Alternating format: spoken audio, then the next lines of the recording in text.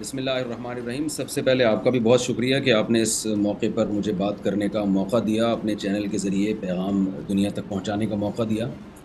اور میری جو بات ہے وہ آدھی سے زیادہ تو آپ نے ہی کر دی ہے، اور وہ میسج تو آپ نے اپنے ہوں، الفاظ میں پہنچا دیا ہے کہ اصل میں اسلام چونکہ دنیا میں بہت تیزی سے پھیل رہا ہے. اور ہوں، ڈاکٹر ذاکر نائک صاحب کے جو پروگرام ہوئے ورلڈ کپ میں، وہاں جو پروپیگنڈا کیا گیا کہ یہ ورلڈ کپ ہے یا اسلام کا ایک کوئی ٹیچنگ آف اسلام کی کوئی کوشش ہے، حالانکہ اس کو کھیل سے بالکل الگ رکھا گیا تھا. تو جس اسپیڈ کے ساتھ اسلام دنیا میں پھیل رہا ہے، آپ نے 2060 کی بات کی ہے، حقیقت میں 2060 سے بہت پہلے اسلام دنیا کا سب سے بڑا مذہب بن چکا ہوگا.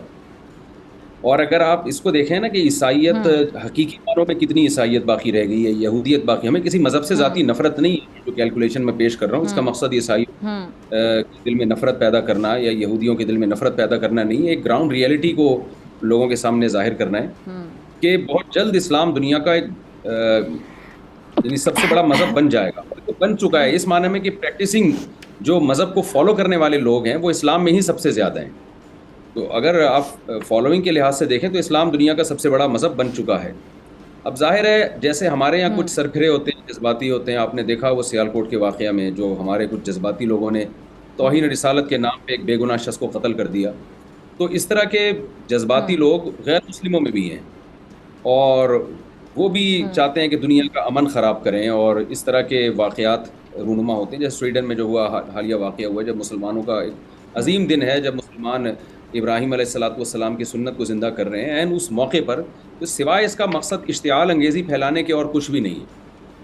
لیکن چند اصول دنیا میں ایسے ہیں نا کہ جس میں ہوں، صرف مذہب کی گائیڈنس کے ہم محتاج نہیں ہوتے، بلکہ یہ تو ساری دنیا کا ایک لا ہے، اصول ہے، اور ساری دنیا اس کو مانتی ہے کہ جھوٹ بولنا بری چیز ہے، چوری کرنا بری چیز ہے. اسی طرح دنیا میں جو چیز بھی امن کو آ، خراب کرنے کا ذریعہ بنے گی، ساری دنیا کی قومیں، تمام مذاہب اس پر متفق ہیں کہ وہ غلط ہے.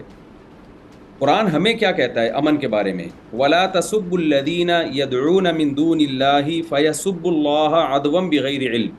یہ بڑی عجیب آیت ہے. الحمد سے لے کے والناس تک قرآن بت پرستی کی مخالفت کے لیے آیا ہے، توحید کی پرچار کے لیے آیا ہے. اس کے باوجود قرآن کہہ رہا ہے کہ توحید کی پریچنگ کے لیے، توحید کو دنیا میں پھیلانے کے لیے آپ نے ان کے بتوں کو برا بھلا نہیں کہنا، کیونکہ اگر آپ نے ان کے بتوں کو برا بھلا کہنا شروع کر دیا تو یہ تمہارے رب کو، تمہارے شاعر کو برا بھلا کہیں گے.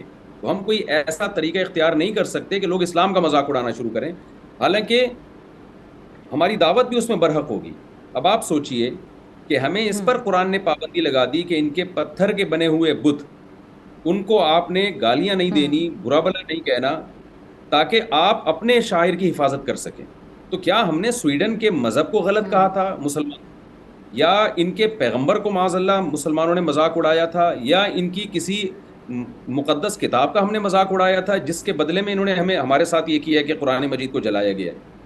تو ظاہر ہے ایسا نہیں ہے. ہوں، تو میں لوگوں سے اکثر ایک بات کہتا ہوں کہ دیکھیں نیوزی لینڈ میں ایک واقعہ ہوا تھا کہ چند دہشت گرد گھسے مسجد میں، انہوں نے مسلمانوں کو شہید کیا. اس پر نیوزی لینڈ کی ہوں، گورنمنٹ نے جو رسپانس دیا اور جو ری ایکشن کیا، اتنا شاندار ری ایکشن تھا کہ نیوزی لینڈ کی گورنمنٹ نے 1 ارب سے زیادہ مسلمان دنیا میں ہیں، ان کے دل جیت لیے. آج کوئی مسلمان آپ کو ایسا نہیں ملے گا جو ہوں، نیوزی لینڈ کی گورنمنٹ کی مخالفت کرتا ہو. آج سویڈن کی گورنمنٹ ہوں، مسلمانوں کے دل جیت سکتی ہے.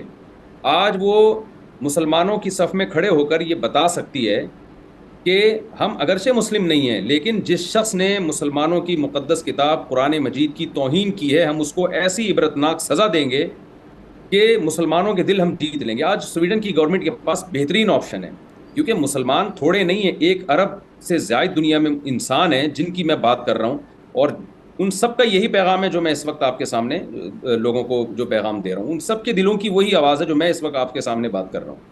تو آج سویڈن کی گورنمنٹ جس نے ہوں، بھی قرآن ہوں، مجید کی توہین کی ہے، اس کو عبرتناک سزا دے کر مسلمانوں کے دل جیت سکتی ہے. اور اگر ہوں، سویڈن کی گورنمنٹ نے یہاں اپنی ذمہ داری ادا نہیں کی اور الٹا مسلمانوں کو جذباتی اور دہشت گرد اور اس طرح کی کہنا شروع کر دیے، تو دنیا، ہوں، آپ کو پتا ہے کہ جب آپ کسی کے جذبات سے کھیلتے ہیں تو پھر یہ جو جذباتی لوگ ہیں یہ علماء کی بات بھی ہوں، نہیں سنتے، یہ پھر دنیا کا امن خراب کرتے ہیں. ہوں، تو بہتر نہیں ہے کہ ٹھیک ہم ہے، تو سب کو منع کرتے ہیں کہ قانون ہاتھ میں نہ لیا جائے، لیکن قانون ساز اداروں ہوں، کی اور قانون کے محافظوں کی بھی تو ذمہ داری ہے نا ہوں۔ کہ وہ ایسی قانون سازی کریں کہ ایسے لوگوں کو آپ خود ہی اچھا مفتی صاحب، برطاق ایک اور سزائیں. اہم سوال آپ کی بات سے ہی، جی کہ اب یہ مسلمانوں کا کتنا بڑا امتحان ہے. میں امتحان کا لفظ بول رہی ہوں، میرے خیال سے بالکل یہ یہاں پہ امتحان کا لفظ ہی فٹ بیٹھے گا، باقی آپ میری اصلاح کر سکتے ہیں، کہ ہمارا کتنا بڑا امتحان ہے کہ اب ہمارے اوپر کیا ذمہ داری عائد ہوتی ہے. کیونکہ جب اس طرح کے واقعات پیش آئیں گے تو غصہ آنا فطری ہے. مسلمانوں کو غصہ آئے گا، ہمارے جذبات کے ساتھ کھیلا جا رہا ہے، ہمیں تکلیف ہوگی، ہمیں اذیت ہوگی، ہماری دل آزاری ہوگی، تو ظاہری بات ہے پھر غصہ بھی آئے گا. لیکن بڑی اب ذمہ داری ہم پر کیا عائد ہوتی ہے کہ ہم نے غصہ بھی نہیں کرنا، اپنے جذبات پہ بھی قابو پانا ہے. اب ایسے وقت میں مسلمانوں کو کیسے رد عمل دینا چاہیے یا کیا ریئیکشن ہونا چاہیے؟ دیکھیں، ریئیکشن کا ایک غلط طریقہ ہے اور ایک صحیح طریقہ ہے. یہ کہنا کہ ریئیکشن ہی نہیں کرنا، یہ ہوں، تو پیغمبر صلی اللہ علیہ وسلم کے ساتھ اور اسلام کے ہوں، ساتھ بے وفائی ہے. صلی ریئیکشن تو اللہ بھرپور علیہ کرنا، وسلم. لیکن ریئیکشن کا وہ ہوں، طریقہ مار دھاڑ، جلاؤ گھیراؤ، قتل و غارت، یہ طریقہ اس کے سائیڈ افیکٹ بہت زیادہ ہیں. کیونکہ جیسے میں نے عرض کیا نا ہوں، آپ کے، میں نے بتایا لوگوں کو کہ ہمارے ہاں اگر کوئی جذباتی پن پہ جب آتے ہیں تو ان کے یہاں بھی سر پھرے ہوتے ہیں. تو یہ واقعات پھر کم نہیں ہوں گے، بڑھ جائیں گے یہ ہوں، واقعات. تو ہوں، کیونکہ ہوں، ان کو بھی پھر موقع ملتا ہے کہ مسلمانوں کے خلاف پروپیگنڈا کرنے کا. تو ہمیں قانون ہاتھ میں نہیں لینا اور احتجاج ہم نے بھرپور طریقے سے کرنا ہے. وہ کیا طریقہ ہوگا؟ سب سے پہلے اپنے حکمرانوں پہ ہم نے سوشل میڈیا کے ذریعے، پرامن دھرنوں کے ذریعے دباؤ ڈالنا ہے. دیکھیں، گورنمنٹ لیول پہ جب احتجاج ہوتا ہے تو اس کی ایک بڑی ویلیو ہوتی ہے. تو ہمارے بھی گورنمنٹ ہوں، کے، ہمارے وزیر اعظم ہیں یا ہمارے جو وزیر خارجہ ہیں یا سعودی عرب ہے یا یو اے ای ہے، ہوں، جتنے بھی اسلامی ملک ہیں، ترکی ہے، جب ہوں، تک یہاں ہوں، سے حکومتی سطح پہ بھرپور احتجاج نہیں ہوگا اور ایک مشترک آواز نہیں اٹھائی جائے گی، تو عوام کے اس طرح چیخنے چلانے کا مطلب یہ ہوتا ہے کہ ایک نقارے میں جو ہے نا ایک طوطی کی آواز، تو اس کا اتنا زیادہ اثر نہیں پڑتا.